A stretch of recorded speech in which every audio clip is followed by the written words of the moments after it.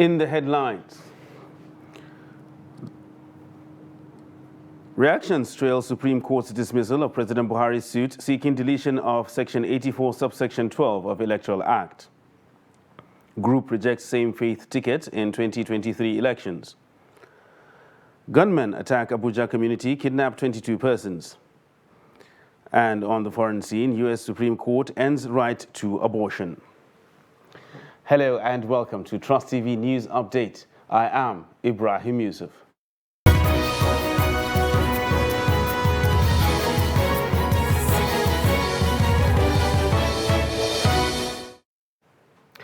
Hello and welcome once again. The Supreme Court has struck out President Muhammadu Buhari and the Attorney General of the Federation's suit challenging Section 84, subsection 12 of the Electoral Act. The case was expunged on the grounds of lack of jurisdiction to entertain the suit it described as an abuse of court process. Earlier, a notice for the judgment delivery was served on President Buhari and the National Assembly on Thursday, inviting them to appear before the court on Friday for judgment. The President and his Minister of Justice, Abubakar Malami, had filed a suit at the Supreme Court seeking an interpretation of the controversial clause in the Electoral Amendment Act 2022. In the suit filed on April 29th, Buhari and Malami, who are the plaintiffs, listed the National Assembly as the sole defendant. There have been several debates regarding Section 84, subsection 12 of the amended Electoral Act 2022, which was assented to in February. Upon assenting to the Act, President Muhammadu Buhari asked the National Assembly to delete the contended clause. However, the Parliament declined the President's request. Meanwhile, counsel for the National Assembly, Kayode Ajulo, is praising the court's judgment. The lawyer, in an exclusive interview with Trust TV, says the judgment is evident that constitutional democracy is working. Mardia Umar reports.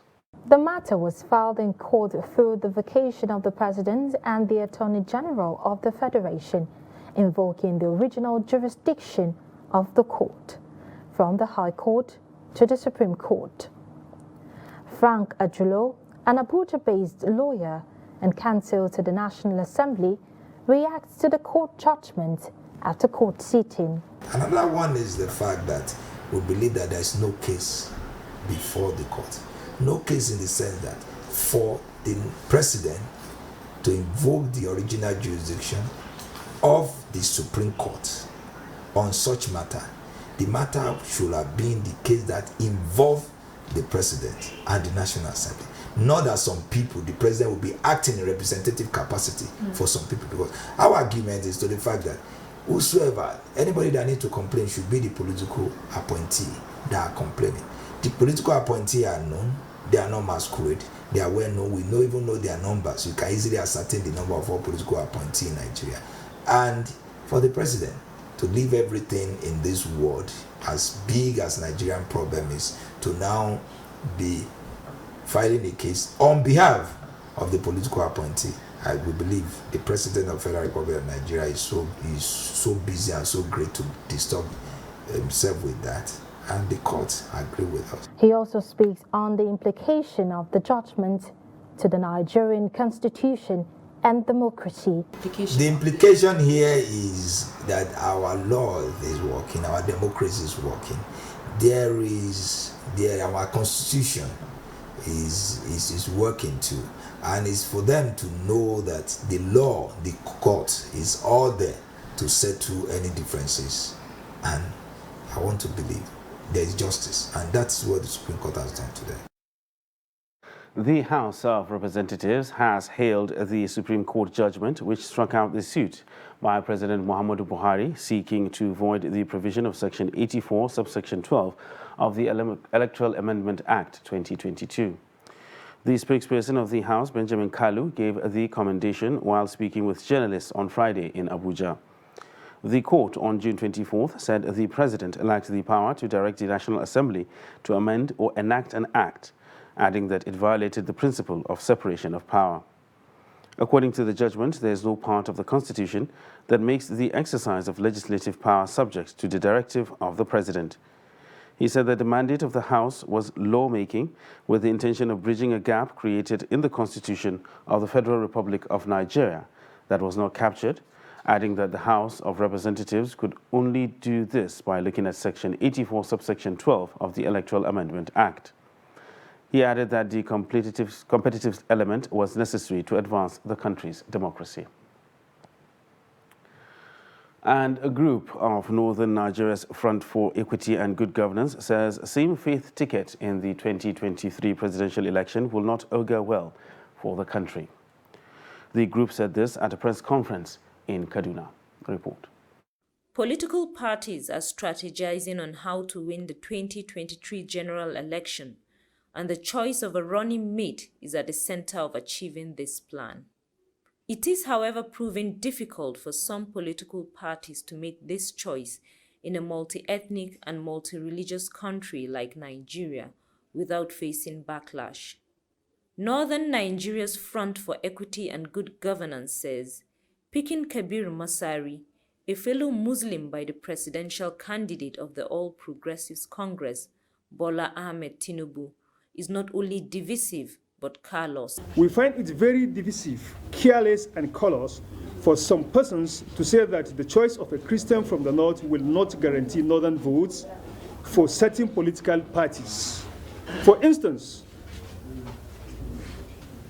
they have brazenly and openly said that only the choice of a Muslim from the north as running mate to candidate of the ruling party can guarantee the votes of north. In other words, they are saying that a Muslim ticket is the only way to victory for the ruling party. This is misleading. Though the group says it believes in competency, it however warned politicians to be cautious of the people's sensitivity in order to promote inclusion for all in the country.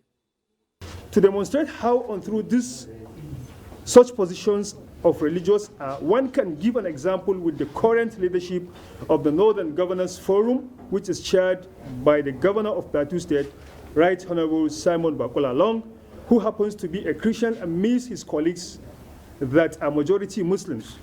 Despite that, he has led them well and enjoy their full cooperation and support. Where then is the religious dichotomy coming from?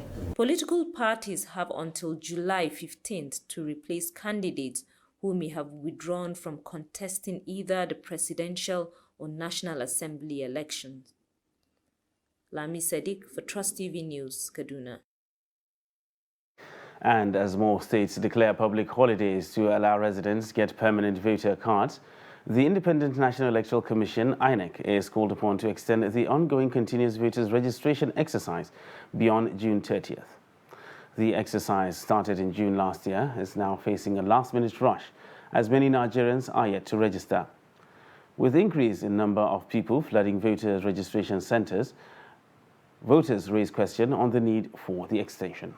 Without a deadline, because every day people turn 18, and you tell that's the required age to vote. So why disenfranchise those who turn 18 by January? For me personally, I think it's supposed to be a continuous exercise. Yes, the extension is okay, it's welcomed by us, but then they should put enough structure for it to be easy for people to vote. Like, imagine coming all the way from the other side of town just to do the registration here in the heart of town. Imagine the hassles, the stress and everything. When I got to their office first, they told me the best time to come is early in the morning. Most of us are workers. We don't have the time. Each month, each day, people turn up a thing. And they have to participate. They are Nigerians. They should be involved. So why do you want to disenfranchise them? Let alone people that now people are willing to get this voters card. So the INEC should step up their game. I've been here since morning, but thank God I could get my temporary PVC. I'm waiting the permanent one. There's some sense of positivity. That's the drive, not just getting the PVC or any deadline. Just the drive, the positivity we are seeing, envisioning, that's what's pushing us. So an extension, probably a month or, I don't know, it won't cause any distraction. It's 2023. This is a modern age.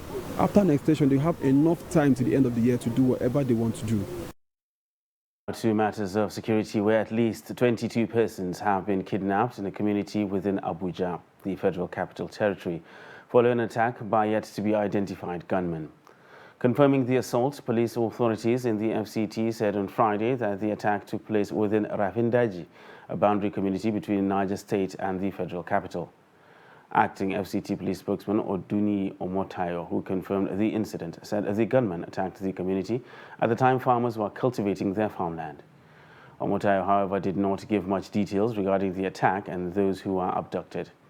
He said a combined team of security personnel have been deployed to the area and are combing it aggressively for the traces of the abductors so as to bring them to book and rescue the abductees. Meanwhile, the Inspector General of Police, Usman Alkali, has commended the cooperation and synergy between the 194 member countries of the International Criminal Police Organization, Interpol, which has facilitated worldwide police cooperation for enhanced crime control. The IGP equally commended operatives of the Force Criminal Investigation Department, Interpol section, for leveraging the platform made available through Interpol to curb trans-border crimes, especially crimes that cascade into other neighboring African countries. The IGP gave the commendation following the successful recovery of 3 vehicles stolen from Nigeria in Niger Republic.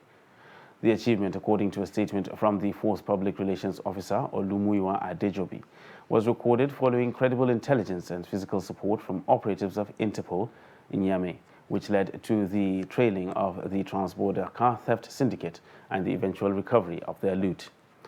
The investigation, which lasted for several days, led to the recovery of a Toyota Camry, Mercedes-Benz 2012 F550 GL, and a Hyundai vehicle. The recent arrest and subsequent remand of former Deputy Senate President Ike Ekweremadu and his wife has brought organ harvesting to the front burner. But London-based medical practitioner Dr. Sadia Gumi told Trust TV that voluntary organ donation is considered legal in the United Kingdom. Organ harvesting is actually a technical term, or is a surgical term of whereby you remove an organ from the donor and give it to a recipient. So it's like you're harvesting those organs and, putting it into someone else. So an organ donor is actually the person who would volunteer, give their organs, either when they're alive or when they're dead, to another person who would, need it. So I saw quite in the media a lot of, terms use organ harvesting. So it's just something that even here in the UK, almost everybody is encouraged to register with the organ donation registry, so that, for instance, somebody has a road traffic accident, they die, then their organs are being used for other people. So one's organs, maybe their eyes will be used, their heart, their liver, their kidney, their kidneys would be in it, when they die. It's also the living donor. So for instance, you've got a loved one or a friend maybe that needs a kidney, you can give one of your kidneys to them, or, a part of your liver, or maybe like some kind of bone marrow for people that have like sickle cell, so these are living that can, volunteer to give that. So obviously, this case, I think the problem in this case is if there is any suspicion that the person that is actually the donor has been forced or maybe manipulated or exploited in some kind of way, or there's some kind of monetary exchange for them to give their organs, that is seen as illegal. And in this case also, the alleged donor is supposed, is said to be a 15-year-old from what I have read in the media. So there's also the aspect of this person being a minor. And here in the UK, the Child Protection Act is a big thing. So I think there are 2 issues here: the illegal donation or harvesting, and all, the protection issues that are all combined. There are places that we know around the world that practice this organ harvesting, because they go and exploit people that are poor and, remove a kidney and pay them some money. But definitely it's not prevalent. If it's the illegal one, it's not prevalent here in the UK at all. as you can see, they take these cases very serious. But if you've got, let's say, a friend or, a family member, let's say, that needs a kidney and you want to voluntarily give that kidney, and you would also have to go under a lot of, it has to be an informed consent.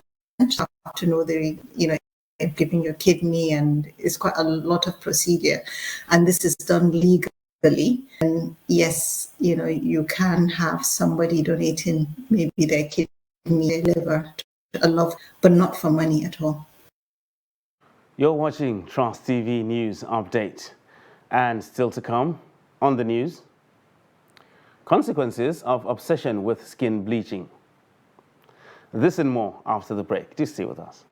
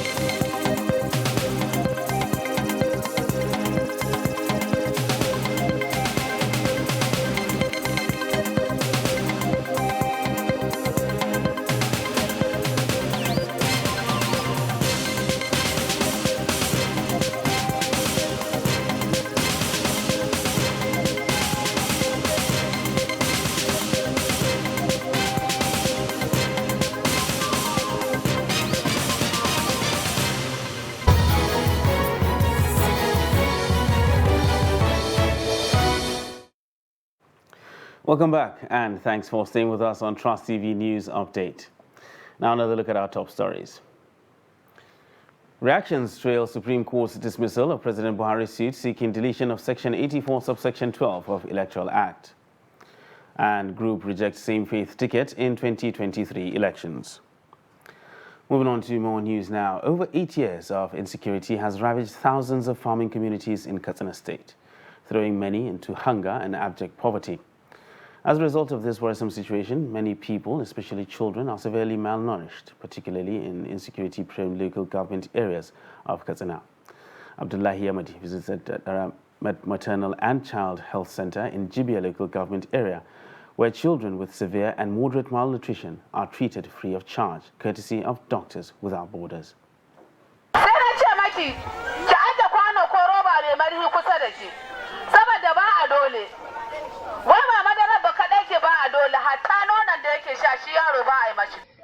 The process here is made easier by the sponsor, the Medicine Sans Frontières, as constant sensitization is maintained on the best practices to fight malnutrition.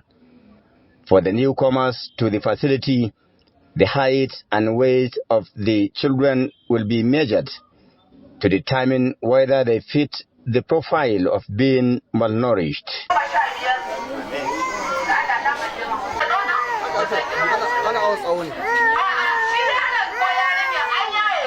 Thousands of children have undergone this same process.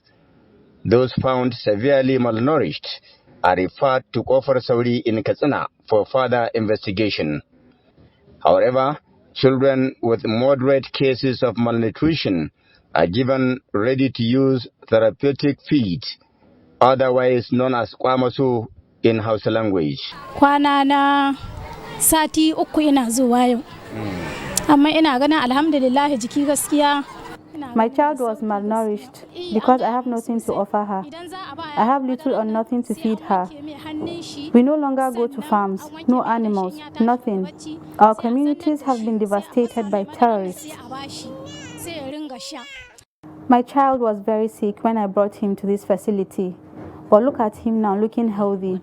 He was given this supplement, otherwise known as kwamasu, which is very effective. The health facility attends to malnourished children in its catchment area, which covers Jibia, Bazari, Safana, and Damusa. Experts attribute malnutrition to hunger, abject poverty, and economic deprivation.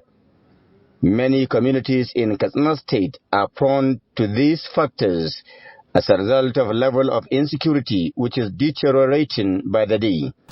I tell you honestly, that essence of malnutrition is poverty. It's that lack. And there's too much poverty. Too much of poverty. Honestly, it's poverty. If there's no poverty, what are the essence of malnutrition? You have money to buy food, essential food to eat. You don't have any problem for poverty. Observers say many people, especially children, will risk death from hunger unless stringent measures are taken to forestall insecurity to allow communities resume to farming activities. Abdullahi Ismail, Trust Television News, Katsina. Now, skin bleaching is a cosmetic practice that aims to lighten someone's skin. Some use it to lighten specific areas or dark spots, while others may want to lighten their overall skin tone. In Nigeria today, the practice is rampant among both males and females, as they believe that being light-skinned is a sign of beauty. Now, bleaching is to make human skin white or much lighter through a chemical process. Ibrahim Ismail examines the effect of bleaching on the human skin. Studies shows that women in Nigeria are the highest consumers of skin whitening creams, according to a controversial 2015 data by WHO.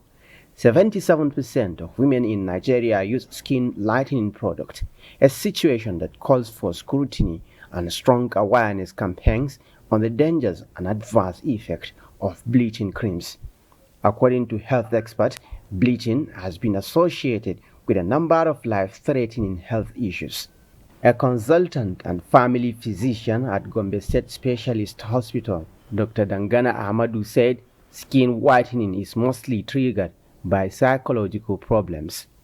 One of those is a dysphobia that make you feel you are not good enough. Maybe one has a dark skin and he or she begins to feel like, no, when I become fairer, I'll be liked more by my friends, by my colleagues, or whoever. So the person now, because of this psychopathic way of thinking, begins to go to get to want to bleach his skin. The family health physician said bleaching has consequences which are classified from short to long-term effects. You will realize that some part of your body is fair, the other part is dark, the other part is brown. So you become a multicolored skin individual. So what that will ensure is begin to make you feel depressed and anxious. So you are coming into it to get a toned skin. All of a sudden you are getting a multicolored, bizarre, disfigured skin. So fungal infections, bacterial infections, recurrent bacterial and fungal infections is the order of the day for this kind of people. Some of the deep damage to the skin that can happen is what we call skin cancer. Dr. Dangana urged people to shun bleaching to preserve the value of their skin and advise those who are not satisfied with their skin color to consult medical experts for proper counseling. While we cannot control all the reasons for which people want to have these bleachings, but we do believe that by the time you come, we probably may advise you and get you even a better perspective of what you have, and you probably may learn and know how to live with what you think you may not be able to live with it. The global skin lightening product market size was estimated at $10.57 billion in 2022, and Nigeria led the purchasing trend. From Gombe, Ibrahim Ismail reporting for Trust TV. Now look at the foreign scene, where the U.S. Supreme Court on Friday ended the right to abortion in a seismic ruling that sheds half a century of constitutional protections on one of the most divisive and bitterly fought issues in American political life. The conservative-dominated court overturned the landmark 1973 Roe v. Wade decision that enshrined a woman's right to an abortion, saying that individual states can now permit or restrict the procedure themselves. The Constitution does not confer a right to abortion. Roe and Casey are overruled, and the authority to regulate abortion is returned to the people and their elected representative, the court said. In the majority opinion, Justice Samuel Alito said abortion represents a profound moral issue on which Americans hold sharply conflicting views. The ruling will likely set into motion the enactment of new laws in roughly half of the 50 U.S. states that will severely restrict or outrightly ban and criminalize abortions, forcing women to travel long distances to states that still permit the procedure. And in sports, Super Falcons coach Randy Waldrum has picked captain Onome Ebi and 24 other players to represent Nigeria at the 12th Women Africa Cup of Nations taking place in Morocco from the 2nd to 23rd of July. The team will depart Nigeria for Morocco on Monday, the 27th of June. The list of the 9-time champions is an interesting mix of experience and youth, with veterans Tochukwu Olehi, Ebi, Rita Chikwelu, Osinachi Ohale, Francisca Odega, and Ngozi Okobi Okeogene on board. The Super Falcons will confront South Africa's Banyana in their first match of the tournament on Monday, 4th of July, before other games against Botswana on the 7th of July and Burundi on the 10th of July. The semi-finalists at the championship in Morocco will qualify to represent Africa at the 2023 FIFA Women's World Cup in Australia and New Zealand. And with that, we wrap up Trust TV News Update for this hour. For more news, you can subscribe and follow us across all our social media platforms. I am Ibrahim Yusuf. Thanks for watching.